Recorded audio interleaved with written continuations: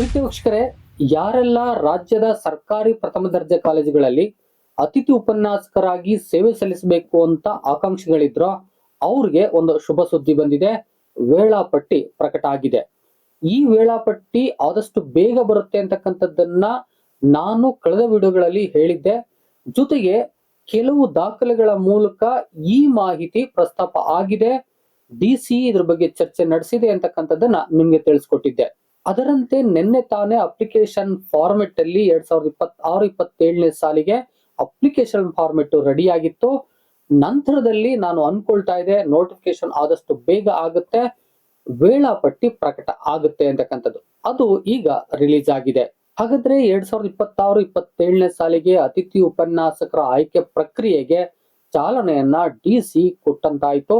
ಈಗ ಆ time table ನ ಯಾವ ರೀತಿ ಬಿಡುಗಡೆ ಮಾಡಿದೆ, ಯಾವ ಡೇಟ್ ಕೊಟ್ಟಿದೆ, ಇದರ ನಡುವೆ ಏನು ಕಾಯಂ ಉಪನ್ಯಾಸಕರ ಒಂದು ವರ್ಗಾವಣೆ ಪ್ರಕ್ರಿಯೆ ಇದೆ ಅದು ಯಾವ ರೀತಿ ಮುಗಿತಾ ಇದೆ, ಜೊತೆಗೆ ಅದನ್ನ ಮುಗಿಯುವಷ್ಟರಲ್ಲಿ ಇದನ್ನ ಯಾವ ರೀತಿಯಾಗಿ ಮುಗಿಸ್ಕೊಡ್ತಾರೆ, ಯಾವ ಡೇಟ್ಗಳನ್ನ ಯಾವ್ಯಾವುದಕ್ಕೆ ಕಾಯ್ದಿರಿಸಲಾಗಿದೆ ಮತ್ತೆ ಏನೇನು ವಿಶೇಷಗಳಿವೆ ಅಂತಕ್ಕಂಥ ವಿಚಾರವನ್ನ ಈ ವಿಡಿಯೋದಲ್ಲಿ ನಾನು ಕಂಪ್ಲೀಟ್ ನಿಮ್ಗೆ ಕೊಡಕ್ ಹೋಗ್ತಾ ಇದ್ದೀನಿ. ವಿಡಿಯೋನ ಸ್ಕಿಪ್ ಮಾಡ್ದೇನೆ ಕೊನೆವರೆಗೆ ನೋಡಿ. ಜೊತೆಗೆ ನೀವೇನಾದ್ರು ಫಸ್ಟ್ ಟೈಮ್ ನನ್ನ ಚಾನಲ್ ಬಂದು ಸಬ್ಸ್ಕ್ರೈಬ್ ಆಗದೆ ನೋಡ್ತಾ ಇದ್ರೆ ದಯವಿಟ್ಟು ಸಬ್ಸ್ಕ್ರೈಬ್ ಮಾಡ್ಕೊಳ್ಳಿ, ಆ ಮೂಲಕ ಸಪೋರ್ಟ್ ಮಾಡ್ತೀರಿ.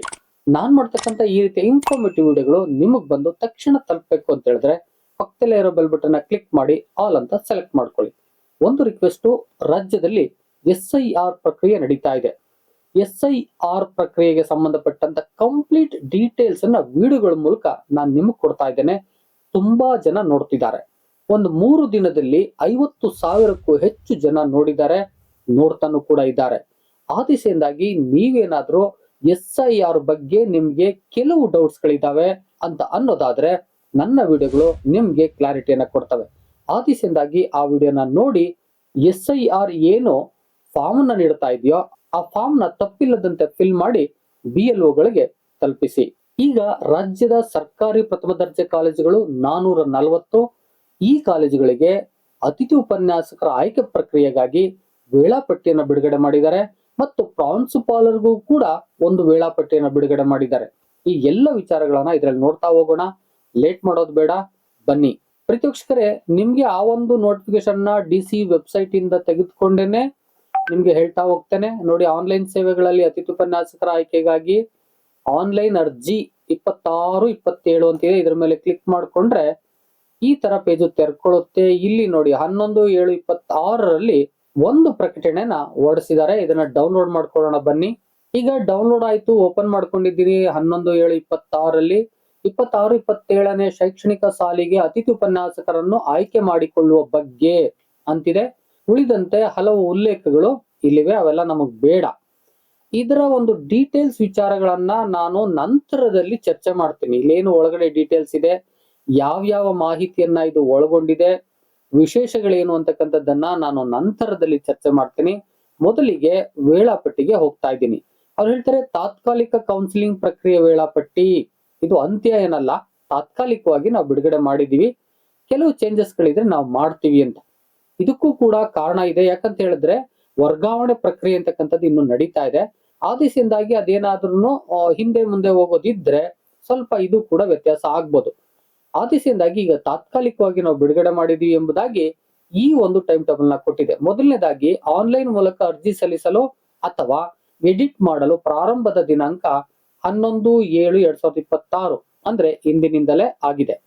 ಇನ್ನು ಅರ್ಜಿ ಸಲ್ಲಿಸಲು ಅಥವಾ ಎಡಿಟ್ ಮಾಡಲು ಕೊನೆಯ ದಿನಾಂಕ ನೋಡಿ, ಅರ್ಜಿ ಸಲ್ಲಿಸಲು ಎಡಿಟ್ ಮಾಡಲು ಕೊನೆಯ ದಿನಾಂಕವನ್ನು ಕೊಟ್ಬಿಟ್ಟಿದ್ದಾರೆ. ಲಾಸ್ಟ್ ಡೇಟ್ ಒಂದು ಕೊಟ್ಟಿದ್ದಾರೆ, ಇದ್ರ ಮೇಲೆ ನಾವು ಕೊಡಲ್ಲ ಅಂತ ಹೇಳಿ 18/7/2026 ಅಂತಕ್ಕಂಥದ್ದು. ಇದು ಆನ್ಲೈನ್ ಮೂಲಕ ಅರ್ಜಿ ಸಲ್ಲಿಸಲು, ಇದು ಅರ್ಜಿ ಸಲ್ಲಿಸುವ ಕೊನೆಯ ದಿನಾಂಕವನ್ನ ಇಲ್ಲಿ ನೀಡಿದ್ದಾರೆ ಅಂತಕ್ಕಂಥದ್ದು. ಇನ್ನು ತಾತ್ಕಾಲಿಕ ಮೆರಿಟ್ ಪಟ್ಟಿ ಪ್ರಕಟಿಸುವ ದಿನಾಂಕವನ್ನ 19/7/2026ಕ್ಕೆ ನೀಡಿದ್ದಾರೆ. ಅರ್ಜಿ ಕೊನೆಯ ದಿನಾಂಕ ಆದ್ಮೇಲೆ ತಾತ್ಕಾಲಿಕ ಮೆರಿಟ್ ಪಟ್ಟಿ ಪ್ರಕಟ ಆಗುತ್ತೆ. ಇನ್ನು 4ನೇದು, ತಾತ್ಕಾಲಿಕ ಮೆರಿಟ್ ಪಟ್ಟಿ ಪ್ರಕಟಿಸಿದ ನಂತರ ಅರ್ಜಿಯನ್ನು ಎಡಿಟ್ ಮಾಡಲು ಅವಕಾಶ.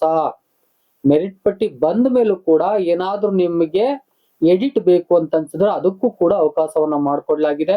19/7/2026ರಿಂದ 22/7/2026 ಸುಮಾರು ಒಂದು 3 ದಿನಗಳ ಅವಧಿಯನ್ನ ಇದಕ್ಕಾಗಿ ಅವರು ನೀಡಿದ್ದಾರೆ ಅಂತಕ್ಕಂಥದ್ದು. ಇನ್ನು 5ನೇದಾಗಿ ತಾತ್ಕಾಲಿಕ ಕಾರ್ಯಭಾರ ಪ್ರಕಟಿಸುವ ದಿನಾಂಕ 25/7/2026. ತಾತ್ಕಾಲಿಕ ಕಾರ್ಯಭಾರ ಪ್ರಕಟಿಸಿದ ನಂತರದಲ್ಲಿ ಕೌನ್ಸಿಲಿಂಗ್ ಪ್ರಕ್ರಿಯೆ ಆರಂಭ ಆಗಬೇಕು. ಆದ್ರೆ ಇದಕ್ಕೂ ಮುನ್ನ ಪ್ರಾಂಶುಪಾಲರು ಈ ಕಾರ್ಯಭಾರವನ್ನ ಡಿಸಿಗೆ ಅಪ್ಲೋಡ್ ಮಾಡಿರ್ಬೇಕು. ಆಗ ಮಾತ್ರ ಕಾರ್ಯಭಾರದ ಪಟ್ಟಿಯನ್ನ ಡಿಸಿ ಪ್ರಕಟಿಸಲಿಕ್ಕೆ ಸಾಧ್ಯ ಆಗ್ತದೆ. ಇದರ ಒಂದು ನಡುವೆ ಒಂದು ಟೈಮ್ ಟೇಬಲ್ ಅನ್ನ ಪ್ರಾಂಶುಪಾಲರು ಕೊಟ್ಟಿರ್ತಾರೆ. ಅದನ್ನು ಕೂಡ ಆ ನಂತರದಲ್ಲಿ ನೋಡೋಣ. ಇನ್ನು 6ನೇದಾಗಿ ಕೌನ್ಸಿಲಿಂಗ್ ಮೆರಿಟ್ ಪಟ್ಟಿ ಹಾಗೂ ಕಾರ್ಯಭಾರ ಪ್ರಕಟಿಸುವ ದಿನಾಂಕವನ್ನ ಕೊಟ್ಟಿದ್ದಾರೆ. ಅದಕ್ಕೆ 26/7/2026 ನೀಡಿದ್ದಾರೆ. ಅಂದ್ರೆ ಕೌನ್ಸಿಲಿಂಗ್ ಮೆರಿಟ್ ಪಟ್ಟಿಯನ್ನ ಕಾರ್ಯಭಾರ ಬಂದ ನಂತರದಲ್ಲಿ ತಾತ್ಕಾಲಿಕ ಮೆರಿಟ್ ಪಟ್ಟಿಯ ಆಧಾರದ ಮೇಲೆ ಏನೇನೆಲ್ಲ ಎಡಿಟ್ ಆಗುತ್ತೋ ಆ ನಂತರದಲ್ಲಿ ಕೌನ್ಸಿಲಿಂಗ್ ಮೆರಿಟ್ ಪಟ್ಟಿಯನ್ನ ಬಿಡುಗಡೆ ಮಾಡ್ತಾರೆ. ಕಾರ್ಯಭಾರವನ್ನು ಕೂಡ ಪ್ರಕಟ ಮಾಡ್ತಾರೆ. ಫೈನಲ್ ಕಾರ್ಯಭಾರ ಇಲ್ಲಿಗೆ ಆಗಿರ್ಬೇಕು. ಅದಕ್ಕೆ 26/7/2026 ಎಂಬುದಾಗಿ ನೀಡಿದ್ದಾರೆ. ಇನ್ನು 7ನೇದು ಮೆರಿಟ್ ಪಟ್ಟಿ ಅನ್ವಯ ಕಾಲೇಜು ಆಯ್ಕೆ ಮಾಡಿಕೊಂಡ ಅಭ್ಯರ್ಥಿಗಳ ಪಟ್ಟಿ ಪ್ರಕಟಿಸುವ ದಿನಾಂಕ ಅಂತ ಹೇಳ್ತಾರೆ. ಅಂದ್ರೆ ಕೌನ್ಸಿಲಿಂಗ್ ಪ್ರಕ್ರಿಯೆಗೆ ಮೆರಿಟ್ ಪಟ್ಟಿ ಪ್ರಕಟ ಆಗುತ್ತೆ. ಆ ನಂತರದಲ್ಲಿ ಕೌನ್ಸಿಲಿಂಗ್ ಆಗುತ್ತೆ. ಕೌನ್ಸಿಲಿಂಗ್ ಆದ ನಂತರದಲ್ಲಿ ಮೆರಿಟ್ ಪಟ್ಟಿ ಅನ್ವಯ ಕಾಲೇಜು ಆಯ್ಕೆ ಮಾಡಿಕೊಂಡ ಅಭ್ಯರ್ಥಿಗಳ ಪಟ್ಟಿ ಪ್ರಕಟಿಸುವ ದಿನಾಂಕ. ಕೌನ್ಸಿಲಿಂಗ್ ಆದ್ಮೇಲೆ ಮೆರಿಟ್ ಪಟ್ಟಿಯ ಅನ್ವಯ ಕಾಲೇಜು ಆಯ್ಕೆ ಮಾಡಿಕೊಂಡ ಅಭ್ಯರ್ಥಿಗಳ ಪಟ್ಟಿ ಪ್ರಕಟಿಸುವ ದಿನಾಂಕ ಅಂತ ಕೊಟ್ಟಿದ್ದಾರೆ. ಅದಕ್ಕೆ 28/7/2026 ಕೊಟ್ಟಿದ್ದಾರೆ. ಅಂದ್ರೆ 26-28 ನಡುವೆ ಕೌನ್ಸಿಲಿಂಗ್ ಆಗ್ಬೇಕು. ಹೇಗೆ 1-2 ದಿನದಲ್ಲಿ ಕೌನ್ಸಿಲಿಂಗ್ ಆಗ್ಲಿಕ್ಕೆ ಸಾಧ್ಯ ಇಲ್ಲ. ಆದ್ರಿಂದಾಗಿ 26-28 ಒಳಗೆ ಕೌನ್ಸಿಲಿಂಗ್ ನಡೆಸಿ ಈ ಮೆರಿಟ್ ಪಟ್ಟಿ ಅನ್ವಯ ಕಾಲೇಜು ಆಯ್ಕೆ ಮಾಡಿಕೊಂಡ ಅಭ್ಯರ್ಥಿಗಳ ಪಟ್ಟಿಯನ್ನ ಪ್ರಕಟಿಸಬೇಕಾಗತ್ತೆ. ಆ ನಂತರದಲ್ಲಿ ಅವರು ರಿಪೋರ್ಟ್ ಮಾಡ್ಕೋಬೇಕಾಗತ್ತೆ. ಇದನ್ನ ನೋಡ್ಬೇಕು, ಇದು ಯಾವ ತರ 2 ದಿನದಲ್ಲಿ ಕೌನ್ಸಿಲಿಂಗ್ ನ ಪ್ರಕ್ರಿಯೆ ಮುಗಿಸಿಕ್ಕೆ ಡಿಸಿಇ ಪ್ಲಾನ್ ಗಳನ್ನ ಮಾಡ್ಕೊಳ್ತಾ ಇದೆ ಅಂತಕ್ಕಂಥದ್ದು. ಯಾಕೆಂದ್ರೆ ಕೌನ್ಸಿಲಿಂಗ್ ಮೆರಿಟ್ ಪಟ್ಟಿ ಹಾಗೂ ಕಾರ್ಯಭಾರ ಪ್ರಕಟಿಸುವ ದಿನಾಂಕ ಅಂದ್ರೆ ಮೆರಿಟ್ ಪಟ್ಟಿ ಬರಬೇಕು, ಬಂದ ಆದ್ಮೇಲೆ ಕೌನ್ಸಿಲಿಂಗ್ ನಡೆದ ಮೇಲೆ ಕಾಲೇಜು ಆಯ್ಕೆ ಮಾಡ್ಕೊಂಡಂತ ಯಾವೆಲ್ಲ ಅಭ್ಯರ್ಥಿಗಳಿದ್ದಾರೋ ಅವರ ಒಂದು ಪಟ್ಟಿಯನ್ನ ಪ್ರಕಟಿಸಬೇಕಾಗುತ್ತೆ. ಆದ್ರೆ ಇಲ್ಲಿ ಟೈಮು ತುಂಬಾ ಶಾರ್ಟ್ ಇದೆ. ಆದಿಸಿಂದಾಗಿ ಡಿಸಿ ಇದ್ರ ಬಗ್ಗೆ ಮತ್ತೆ ವೇಳಾಪಟ್ಟಿಯನ್ನ ಯಾವ ರೀತಿ ಮಾಡರೇಟ್ ಮಾಡುತ್ತೆ ಅಂತಕ್ಕಂಥದ್ದನ್ನ ನಾವು ನೋಡ್ಬೋದು. ಇನ್ನು ಉಳಿದಂತೆ ನಾನು ಬೇರೆ ವಿಚಾರಗಳಿಗೆ ಬೇರೆ ಬೇರೆ ವಿಡಿಯೋಗಳನ್ನು ಮಾಡ್ತೀನಿ. ಈಗ ಕಾಲೇಜುಗಳ ಕಾರ್ಯಭಾರ ಅಪ್ಡೇಟ್ ಮಾಡಲು ವೇಳಾಪಟ್ಟಿಯನ್ನ ಪ್ರಾಂಶುಪಾಲರಿಗೆ ನೀಡಿರ್ತಾರೆ. ಕಾಲೇಜುಗಳ ಪ್ರಾಂಶುಪಾಲರು EMIS ಮೂಲಕ ಕಾರ್ಯಭಾರ ಅಪ್ಡೇಟ್ ಮಾಡಲು ಅವಕಾಶ 20/7/2026 23/7/2026. ಅಂದ್ರೆ ಪ್ರಾಂಶುಪಾಲರು ಕಾರ್ಯಭಾರವನ್ನ ಫಿಲ್ ಮಾಡ್ತಾರೆ. ಅದು 23ವರೆಗೂ ಟೈಮ್ ಇದೆ. ಆ ನಂತರದಲ್ಲಿ ಒಂದು ತಾತ್ಕಾಲಿಕವಾದಂತ ಕಾರ್ಯಭಾರವನ್ನ ಈ ಒಂದು ಡಿಸಿ 25/7/2026 ಬಿಡುಗಡೆ ಮಾಡುತ್ತೆ. ಆ ನಂತರದಲ್ಲಿ ತಾತ್ಕಾಲಿಕ ಕಾರ್ಯಭಾರ ಪ್ರಕಟ ಆಗುತ್ತೆ 25ಕ್ಕೆ. ಕಾಲೇಜುಗಳ ಪ್ರಾಂಶುಪಾಲರುಗಳು EMIS ನಲ್ಲಿ ಎಡಿಟ್ ಮಾಡಲು ಕೊನೆಯ ದಿನಾಂಕ 26/7/2026 ಕೊಟ್ಟಿದ್ದಾರೆ. 26ಕ್ಕೆ ಅವರು ಎಡಿಟ್ ಮಾಡಿ ಕಂಪ್ಲೀಟ್ ಮಾಡಿಬಿಡ್ಬೇಕು. ಮತ್ತೆ ಏನು ಚೇಂಜಸ್ಗಳು ಆಗೋದಿಲ್ಲ.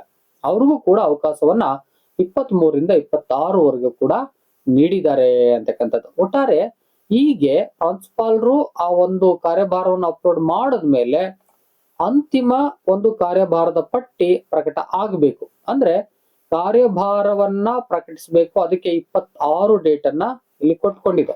ಇಲ್ಲಿ ನೋಡಿ, ಇಲ್ಲೂ 26 ಕೊಟ್ಟಿದೆ, ಇಲ್ಲೂ ಕೂಡ 26 ಕೊಟ್ಟಿದೆ. ಅಂದ್ರೆ ಆದಷ್ಟು ಬೇಗ ಈ ಕೆಲಸ ಆಗಬೇಕು ಅಂತಕ್ಕಂಥದ್ದು ಈ ಒಂದು ವೇಳಾಪಟ್ಟಿಯಿಂದ ಕಂಡು ಬರ್ತಾ ಇದೆ. ಆದಷ್ಟು ಫಾಸ್ಟ್ ಆಗಿ ಈ ಕೆಲಸ ಮುಗಿಬೇಕು.